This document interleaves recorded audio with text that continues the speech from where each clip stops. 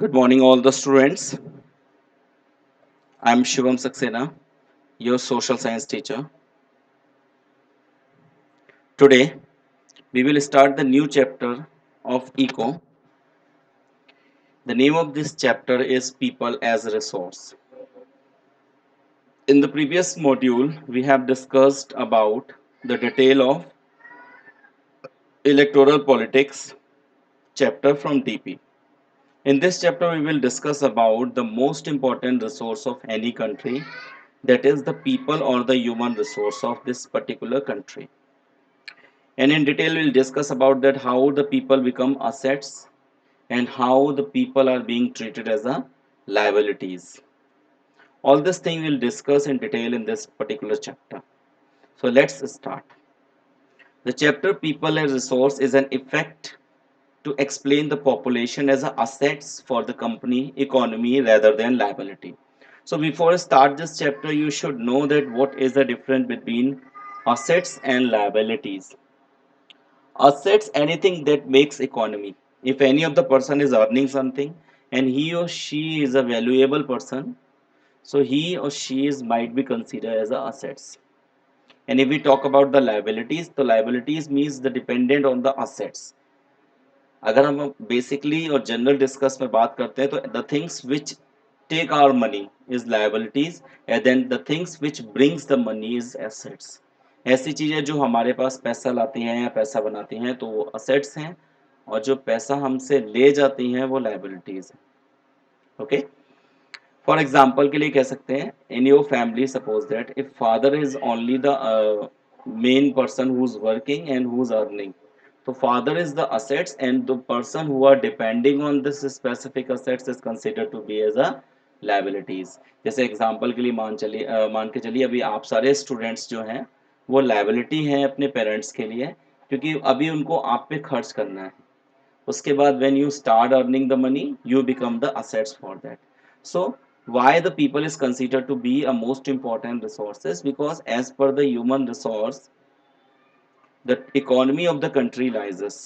If any of the country has most of the people as a assets, so that particular country is considered to be the developed country, and this particular country will get a lot of benefits over there.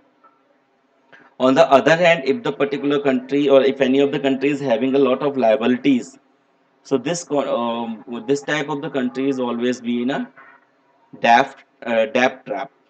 यानी इस type की जो company है उसकी economy का development जो होगा वो बहुत स्लो होगा, वो हमेशा वीक रहेगी. So how we can make a person और a people of the country as a assets. So government are continuously working to make the human as a capital और ह्यूमन एज अ असेट्स. अब एक example के लिए समझिए कि कैसे हम लोगों को एज अ असेट्स बनाते हैं.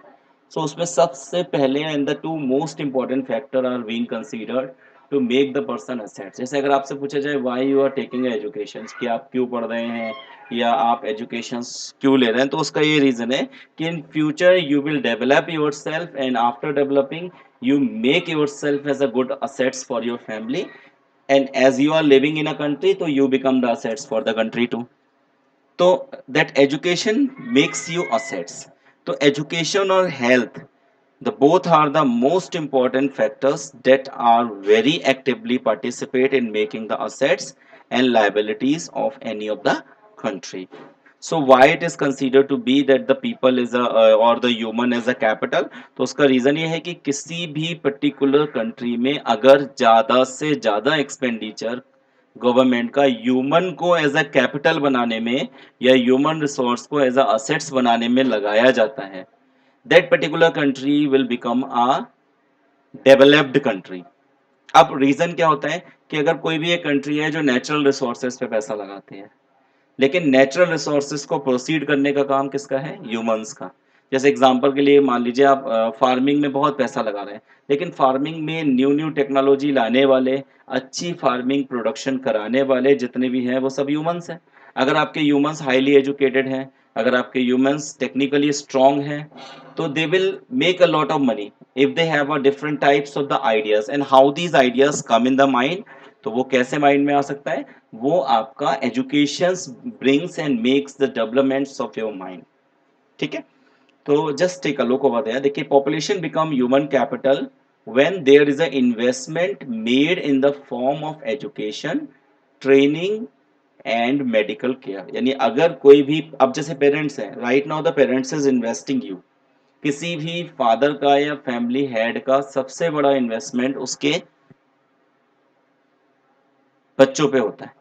फॉर एन एग्जाम्पल आप समझ सकते हो, फ्रॉम द बर्थ टिल, जब तो आपको जॉब नहीं लगती है तब तक आप पे जो पैसे खर्च हो रहे हैं, वो सारा का सारा इन्वेस्टमेंट करने वाले कौन है? आपके फादर या जो भी हेड ऑफ योर फैमिली है, और जो भी असेट्स और रिसोर्स पर्सन है आपकी फैमिली का, they will invest the money on you.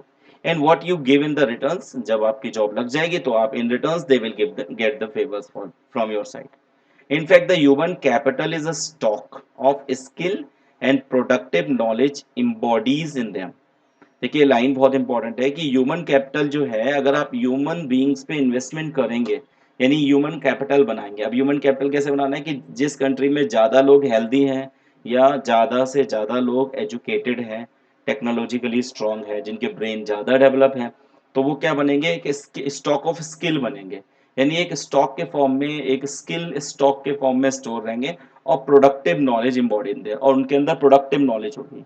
Productive और डिस्ट्रक्टिव, यानी अगर आपका फुल माइंड है और आपके अंदर नॉलेज है तो आप प्रोडक्टिव काम करेंगे, अदरवाइज डिस्ट्रक्टिव काम करोगे। ठीक है, देखिए, now move for the next paragraph. देखिए, people as a resource is the way to reference to a country working the people in terms of their existing productive skill and ability।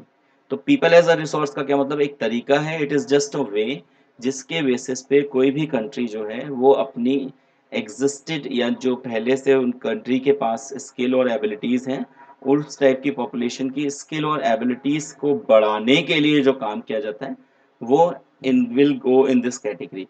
Looking at the population from their productive aspect emphasizes its ability to contribute the creations of the gross national production।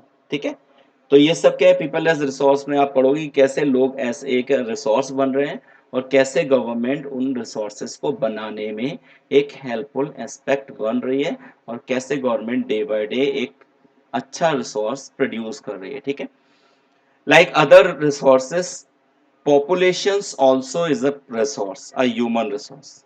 This is positive side of a large population that often overlooked when we look only at the negative side, considering only the problem of providing the population with the food। देखिए, education and health facility, education and access to health facilities। देखिए, this line is very much important in telling you about that the most of the people are considering that the more population means the more problems। ज़्यादातर लोग इस चीज़ को consider करते हैं कि negative side को लोग कंसीडर करते हैं कि अगर पॉपुलेशन ज़्यादा है तो कहीं ना कहीं पर बहुत सारी प्रॉब्लम्स होंगी। देखिए, जब अगर पॉपुलेशन ज़्यादा है तो बेसिकली प्रॉब्लम्स होगी फूड की शॉर्टेज। दूसरा है एजुकेशनल फैसिलिटीज़ की, पॉपुलेशन ज़्यादा है इट मीन्स पढ़ने वाले ज़्यादा होंगे, so they need more and more institutions to give them education. इसके अलावा हेल्थ फैसिलिटीज़ की एक्सेस में भी प्रॉब्लम होगी अगर पॉपुलेशन ज़्यादा है।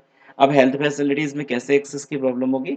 उसके पीछे रीज़न ये होगा कि अगर कोई भी हेल्थ फैसिलिटीज़ की बात करते हैं तो एक लिमिटेड हेल्थ फैसिलिटीज़ आपके पास अवेलेबल। अब कितने लोग उसमें एडमिट हो सकते हैं? अगर पॉपुलेशन बहुत ज़्यादा है तो एक बड़ी सी प्रॉब्लम ये आएगी कि हर एक बंदे को प्रॉपर हेल्थ फैसिलिटीज़ की एक्सेस नहीं मिलेगी। तो these are the basic negative aspect that people generally had in their mind regarding the populations। But if the maximum, make one thing very clear, each sword have a two faces। हर एक स्वord के या जो तलवार के दो face होते हैं। On the same way यहाँ भी ये कंडीशन है, एक नेगेटिव साइड है और एक पॉजिटिव। पॉजिटिव साइड ये है कि if the population is very large but the maximum portion of the population is highly educated and technologically strong. अगर आपके पास पॉपुलेशन बहुत ज़्यादा है, take example of China, population बहुत ज़्यादा है लेकिन मैक्सिमम चाइना के जो लोग हैं वो आपके डेवलप्ड हैं, एजुकेटेड हैं और टेक्नोलॉजिकली स्ट्रॉन्ग हैं, तो चाइना को किसी भी लेवल से प्रॉब्लम नहीं आती है। Take example of India, India एक डेवलपिंग कंट्री है जबकि चाइना एक डेवलप्ड कंट्री है। तो इंडिया में ये सारी प्रॉब्लम्स इसलिए आती है क्योंकि इंडिया में पॉपुलेशन ज़्यादा है लेकिन पॉपुलेशन के साथ साथ जो लोग हैं यहाँ के वो प्रोडक्टिव नहीं है और वो अभी उतने डेवलप्ड नहीं है। ठीक है, are you getting my point? तो इस वजह से इंडिया नेगेटिव साइड में जाती है पॉपुलेशन इंक्रीमेंट में, और वो चाइना जो है वो पॉजिटिव साइड में जाती है। मतलब पॉपुलेशन कितनी भी हो, अब एक एग्जांपल के लिए मान के चलिए, अगर आपकी फैमिली 8 लोगों की है और उस 8 में से 6 लोग कमाने वाले हैं, और एक फैमिली आपकी 4 लोगों की है और उस 4 में से एक कमाने वाला है, तो कौन सी फैमिली ज्यादा रिच होगी? जहां पर 8 पीपल हैं या 8 मेंबर हैं आपकी फैमिली के, यानी पॉपुलेशन उस फैमिली की ज्यादा है लेकिन उसमें असेट्स भी ज्यादा हैं, अर्निंग करने वाले 4 हैं, तो वो फैमिली अपने आप रिच हो जाएगी। और वहां पे 4 है तो 4 में से केवल एक सेकंड, जो फैमिली का एग्जांपल हम ले रहे हैं, तो सेकंड फैमिली में क्या है, 4 पीपल्स है, लेकिन 4 लोग जो हैं उनमें से केवल एक ही पर्सन है जो अर्निंग करता है। तो डिपेंड्स ऑन द असेट्स और liabilities. If the maximum population is assets, then the country will get in a developed position। अगर मैक्सिमम पॉपुलेशन लायबिलिटी है तो वो अंडर डेवलपिंग या डेवलपिंग कंट्रीज की सिचुएशन क्रिएट करती है। ठीक है, तो these things are clear, and thank you very much। In the next video we will discuss about the further portion of this particular chapter। Thank you।